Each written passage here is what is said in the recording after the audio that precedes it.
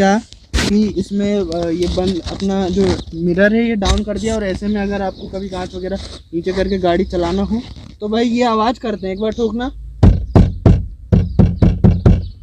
हाँ, तो ये जो अजीब सी आवाज़ आपको खड़ खड़ खड़ की कुछ अगर शायद माइक में आ गई हो, सो ये चीज़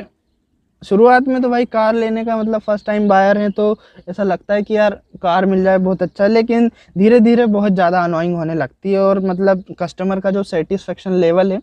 वो गड़बड़ाने लगता है। तो कार लेते